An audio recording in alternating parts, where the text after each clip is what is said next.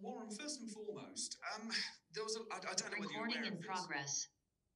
Don't know whether you're aware of this, but last weekend when you had Luke Cowan-Dickey involved, there was a lot of talk on social media about the protocols regarding concussion, whatever.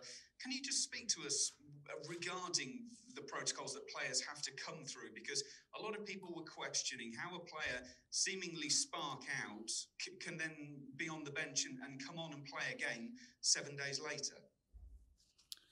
Yeah, there's strict protocols that our medical team follow that World Rugby have put in place that the players have to go through. And with Luke, we went and got a world-renowned specialist in concussion to have a look at him, and he cleared him as well. So he'd gone through all the protocols. And for people who don't really know a lot about concussion, every player is affected differently. Sometimes a player can get, as I said, can be knocked out and recover and be perfect in a very short time, and other players might get a very slight knock and it can take them a while to recover from that. So there's no actual in terms of cases, there's no similarity between what players go through, and all I can say is that I 100% follow the advice of the medical team, and they go through the protocols, and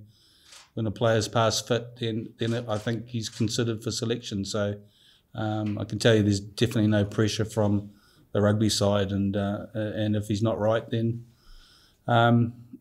he wouldn't have been selected. So I don't know how much more I can talk about that. I mean, if there are, I don't know. I mean, all I can say is that there's people who are a lot more educated than me who are making these decisions. So. Okay, on to the game then, Warren. You've named your latest team, and as of now, everyone will have got a crack to start. I have to say, the back row combination looks really, really interesting. How excited are you to get to see those three go together? Yeah, there's a huge amount of competition within the back row, and I spoke to them all last night and just said, look, you've got a license from me to go and get your hands on the ball and express yourself. So I said you're probably not renowned as line-out experts, but you've got to play to your strengths, and obviously we're strong defenders and great ball carriers, and so yeah, it's a different aspect to look at, but it's pretty exciting, and I'm really looking forward to seeing how they go as a trio. Can I ask you about the qualities of the man sitting next to you, Iain Henderson, who will captain the side? Why him? Oh, it's experience, being as a previous Lions tourist, captain of Ulster, captain of Ireland as well. So he just brings a calm approach to it, and he's well aware there's other experienced players in the side and leaders in the side that are going to be there to support him. So I think there are a couple of other players that we could have looked at, but I thought Iain was an obvious choice for us given his experience and stature in the game. And spoke to Andy Farrell during the Six Nations, and he was full of praise of Iain and his leadership and what he was bringing to the Island side. So it sort of was a natural fit for us, and a great honour for him too. Can I ask you about the opposition? Obviously the Lions were pretty young and inexperienced. The side that the Sharks have named isn't massively stronger. Can you get meaningful work out of a potentially one-sided game? Well, I think the focus on at the moment is us concentrating on ourselves, and we're not sort of looking too much at the opposition. Yeah, they're missing probably 8 players that are in the Springbok camp, so they've got some youngsters. So I think they'll go out there with an attitude of wanting to throw the ball around, take a few risks, try and test us from that aspect. But we're definitely just focusing on our own preparation, and we can't really look at too much of the opposition. We've just got to be. There were things from the other night that we were pleased at, and some inaccuracies, things that we need to fix up. I'm really pleased with our our line defence. Close to the line, we had kept them out from getting the big men across a goal line from their pick and go stuff. So there's lots of things we've still got to work on, and we can't sort of worry too much about who we're playing. Can I just ask you one finally about South Africa? There's talk of Peter Steph du Toit being in the second row. Would that surprise you, taking one of the world's best back rowers away from his best position potentially? Oh, he's a world-class player, there's no doubt about it. But he has had a lot of time in the second row. He has played there before, so I think for them, with the potential with Snyman and Estabeth maybe carrying an injury as well, I think for them they'll be potentially looking at getting their best players on the park. So if they move them up to the second row, that gives them potentially more mobility, and they've got some quality loose forwards to be able to fit it and cover them. So whatever team South Africa put out, they're going to be tough, and we realise that. Iain, can I just ask you about the honour of being the captain for the Lions for this game on Wednesday evening? How are you feeling about it? Yeah, incredibly excited. Looking forward to it. And the lads have been preparing really well for it. Off the back of that game at the weekend, we had a real good session out of this morning. Looking forward to another one this afternoon. So we'll got our heads together and got a good game plan in place. So excitement's probably my overwhelming feeling. Thank you very much. Keith Downey from Sky, please. Hi, it's a question for Warren, please. Warren, I just missed the very start. Could you just talk about the three debutants, please, and just what your thinking is with them coming into the lineup? Yeah, I think with those guys, it's just the message to them is just go and play your own game, and it's a great honour and incredible excitement for them to play their first game for the Lions, and it's just, for me, it's about not trying to put them under any pressure at all. They've got a lot of things to worry about. They'll be a little bit nervous and stuff, so just go and enjoy the occasion. That's definitely the message for them. And I'm guessing that there's places up for grabs for the test match at the end of the tour. Honestly, I'm not even trying to think too much ahead about the test sides. Just letting sort of one game at a time, and then as we start to get closer. I think that from a coaching perspective, it's a great position to be in, because we've got so much competition within the squad, and players already putting their hand up. And as Iain alluded to, the players have really been working hard off the pitch in terms of knowing their roles and calls and stuff, and that's been absolutely outstanding from that perspective. It makes everyone's job so much easier from the amount of hard work that the players have been doing. So we're starting to talk and joke a little bit amongst the staff, sort of makeup of the test size and how that's going to look. And some players have been putting their hand up and have had some good performances in the first couple of games, and hopefully that continues to make our job really tough. And Warren, just finally from me, I know you guys have got a very hectic schedule, but will the English lads be allowed to catch up or watch the football at all on Wednesday? Yeah, absolutely. There's already been a bit of excitement within the camp, and the English boys following the football. It's fantastic. They've got a semi-final, and from our point of view, it'd be great for them to get to the final and win it. But it'd be just because it's a different sport, it doesn't mean we don't follow them and support them. And so to Gareth and the team, we just wish them all the best. Thank you. Hi Warren, just on that topic of balancing your squad with the tests in mind. 4 years ago in match 3, the Crusaders game, I think a huge number of those guys, about 13 of them, went on to start the first test. Are you finding 4 years later there are more players in contention for the test at this stage of the tour than there were in New Zealand in 17? It's not really something I've thought about, but there is definitely there is a lot of competition. So it's a good point to make, that there is. If you look at the back three, look at all positions, loose forwards, and in particular those two positions, the amount of competition there is huge. So there's going to be some long discussions about where we are from that point of view, and we'll probably, as we get a little bit closer, start looking at potential combinations, not putting out a test team that we think maybe in the first test against South Africa there would be definitely some mix and matching, because you don't want to show your hand too early as well. And one area I think that so many people are intrigued by is the midfield. We saw Finn and Owen play together on the weekend. You've got Dan, who's been in great form, coming back in at 10 with Bundy Aki and Elliot Daly. On Elliot Daly, you must be really pleased with his impact off the bench against the Lions and what he can offer in that 13 channel. Yeah, I thought he was outstanding coming off the bench. I thought, not just from an attacking perspective, I thought he defended really well too. He sort of got up there and look, we know he can cover on the wing and fullback, but I think sort of as you're getting a little bit older and more experienced, I think that's definitely a position for him for the future. It gives us a left foot option as well. It gives us a long goal kicking range from that side of his game. So look, I'm looking forward to seeing how that trio go together. Sort of it's again gives us sort of different options and as we wait for Robbie Henshaw to sort of come back from that slight hamstring strain. And just finally from me to Iain, if I can. Iain, how are you finding it compared to 17? Does it feel as if there is a huge amount of competition for places and everyone feels they've got a shot of playing in that first test? Yeah, I think it's incredibly different in a lot of different aspects on and off the field. But I feel like as a whole, we've gelled together. The extra time we probably got, having more numbers in jersey, I think has been incredible for us.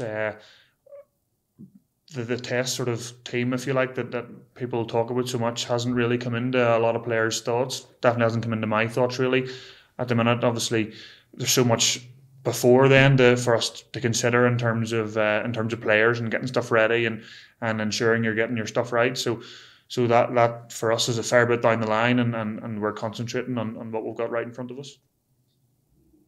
Thanks, guys. Hey Iain, how's it going? Congratulations. Cheers. Just wanted to start off. You've only kind of been named a couple of hours ago, but I just know about that big Ulster connection with South African players.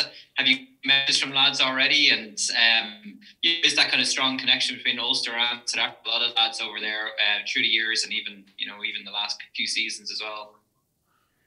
Yeah, there's obviously a fair few lads over here, and I've been chatting to a few of them briefly. Obviously, with the current restrictions in place, we haven't been able to maybe get out and about as we would in other years. But I've been keeping in close contact with them, just general chit chats, well wishing, and hoping everyone's keeping well over here from their side of things. But no, definitely having played with a fair few South Africans before, it gives a good insight into their mindset going into games, and I think we'll definitely take value from that. A story that kind of cropped up to me that I remember this morning was, when the captaincy was kind of announced, was that Marcel Coetzee story that he was telling us on House of Rugby when he was talking about when he came up against you in 2012. And he was saying, looking at you, he said, "There's no way this guy could be a rugby player."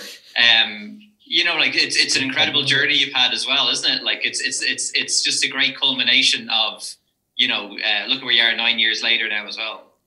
Yeah, Marcel's actually one of the guys I've been in touch with. After swapping jerseys with him in 2012, I think him and myself have come a long way. But no, it's definitely it's just one example of sort of, I suppose, the friendships you make and how you end up bumping into each other, be it in an international game or club games, or as this time it happens to be in a Lions sort of environment. So look, it's all those things are incredibly exciting, and I think add a fair bit of flavour, if you like, to the tour. Cheers, Iain. Hi Warren. The talk about Alan Wynne-Jones getting called back for the tests raised a few eyebrows last week. Has there been any contact with him or update on that? I don't know. Not from me at the moment. I think the medics have been talking to him. He's on a program, so it's like I said.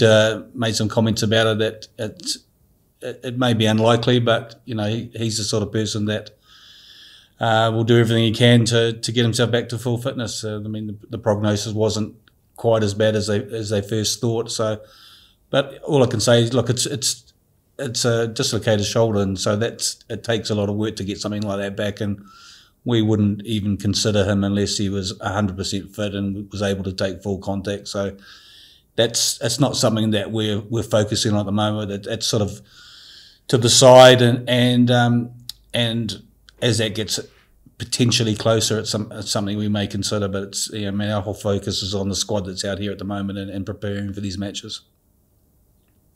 And then if you could speak a little bit about Gareth Davis. Obviously, he's waited 4 years for that first line experience, and now he's got his first start this week. There's a fair bit of noise, 4 years ago in New Zealand. What does that mean to him and you after sort of some of the stick that you both received 4 years ago?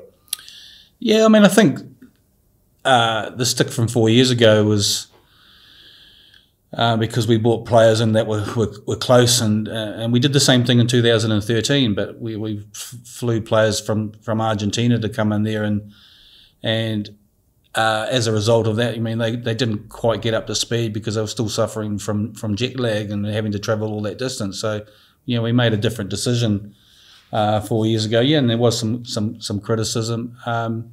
So absolutely delighted for Gareth. He's a player that I've got a lot of time for, and he's a different kind of player. He's got the thing about him is that he's a very, very powerful person in terms of the way that he defends. He's got a great try-scoring record. Saw him score the other night, I think, in 40 test matches or something, 40-odd test matches for Wales. He scored 19 or 20 tries. So, and so the message to him is to not...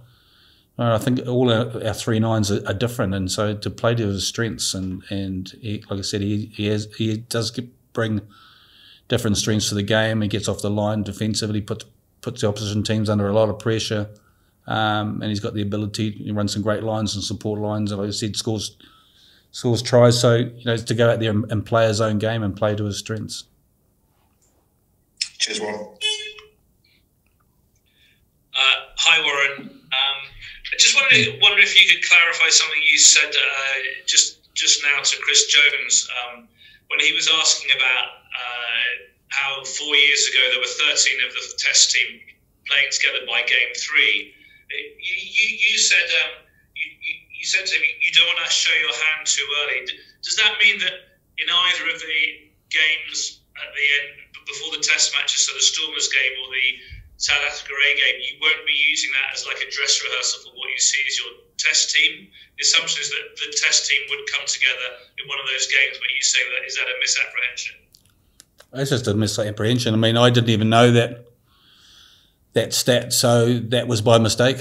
If we put 13 of the players out, it wasn't intentional. It happened to be that way. So I want this group of men to feel that everyone has an opportunity, particularly right up until the test matches, and we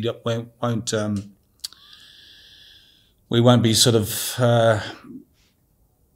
showing our hand in terms of what we think a test side will be. And the message 4 years ago was to the players who played on the Tuesday night before the first test that we hadn't selected the first test team, and there were still positions and spots up for grabs, and I think a couple of players played well that night and were selected in the first test team. So that's, I think as players, they want to hear that message. They want to hear that we haven't made up our mind and everyone still has an opportunity. And I think that's really important for the whole squad. And you see that approach as more important than the other approach, which would be to get your team out playing together for a full hit out the week beforehand.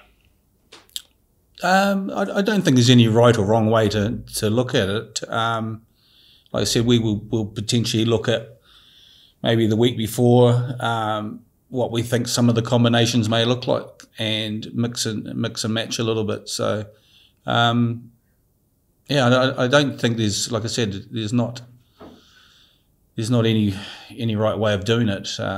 Yeah, we've spoken about giving everyone a start in the first 3 games. We've done that, and then, like I said, it's not. We'll look at how these first 3 games have gone, and then we'll start thinking a little bit further down the line and looking at the opposition and who we're playing against, and how things are going in training, and how the players are putting their hand up, not just from a game perspective, but also how they're preparing and training too. Okay, thank you very much. Hi Iain, Dave Kelly here. Congratulations on the honour. History may recall it's sometimes a dubious honour. Apologies for putting that in your head. How do you remove that from your head heading into this week? And also, can you just maybe explain what you hope to bring to the whole occasion, the build-up and the game itself? Thanks. Thanks for that comment. I think like all the players, as Gat said earlier on, there's so many leaders throughout the squad. So many of these guys are leaders amongst their countries and their clubs. So I feel a fair sense as my job of a captain is to ensure that those guys are able to express themselves as best possible. And that's not ensuring that I'm the one doing all the talking or doing all the directing. Most of these guys probably have a better idea about what they're doing than what I do. So I'm happy enough to let these guys lead, do their own thing, ensure that they can bring out their strengths, and ultimately the quicker we can gel together, in terms of the game, the better we'll see the performance. So look, I think for me personally, I'm just incredibly honoured to be able to do this, and I'm looking forward to it, and I'm incredibly excited about leading what I think is an incredible bunch of guys.